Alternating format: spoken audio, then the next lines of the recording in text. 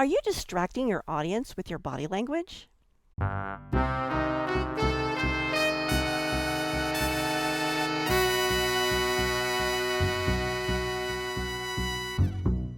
Hello, this is Carma Spence, author of the award-winning and Kindle best-selling book, Public Speaking Superpowers.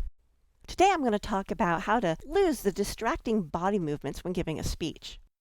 This episode of the podcast has a video component because I want to show you the distracting body movements.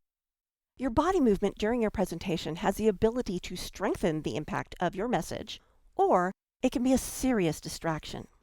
One of your goals as a speaker is to look so natural with your movements and with what you have to say that no one even notices that you are using intonation and inflection or body movement as a means of emphasizing the points of your speech. So what kind of mannerisms are distracting? Swaying to and fro,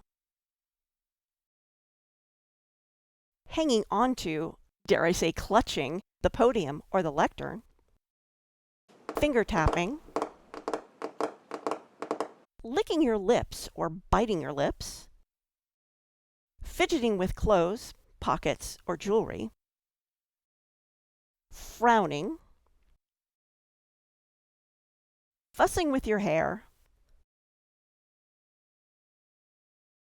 bobbing your head,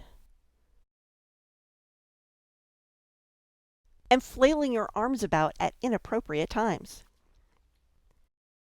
The movements you make during your speech should be planned, or at least controlled. Any movement that is not planned could potentially distract the audience from your point.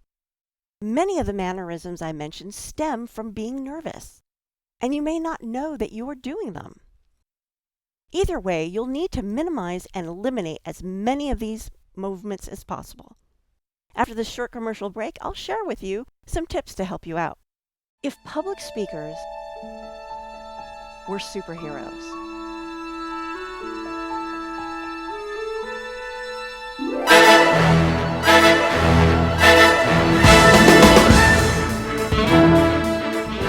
what would their superpowers be? They could be passion, authenticity, voice, and more. And what's even better, you can have them too. You may ask, who, me?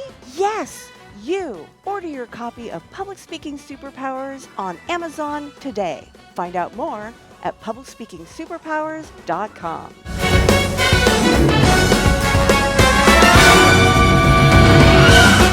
And now back to the podcast. 1. Make a video recording of yourself. Do you even know that you're making these movements? Probably not. A video will help you identify which distracting movements you'll need to work on eliminating. 2. Review the video recording for times where you make distracting movements. Make a list of the mannerisms you have and thoughtfully practice your speech without them. Re-record yourself and keep reviewing and re-recording until you are satisfied that all the distracting body language is gone. 3. Work on feeling comfortable with delivering your speech. You should feel natural as you speak about your topic. You should feel like you are sharing information with a longtime friend. This will come when you've spent many hours practicing, reworking, and revising your speech.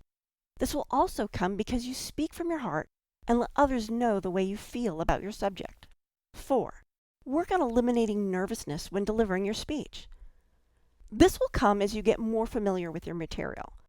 This will also come as you take the time to focus on delivering your message instead of focusing on the feelings of fear and anxiety. 5. Review your video recordings for places in your speech that you need to add body movements. Sometimes, body movements can make a presentation more interesting. Let your movements show the way you feel. These movements should be natural and can work in your favor as you emphasize specific points in your presentation. Consider this when deciding which body movements to incorporate into your speech. Body movements should look natural. You can use facial expressions and make eye contact with your audience for maximum effect. Every moment should be planned during your presentation. You can easily lose your audience with distracting movements because your audience's focus and attention will be turned to these movements instead of what you're actually saying.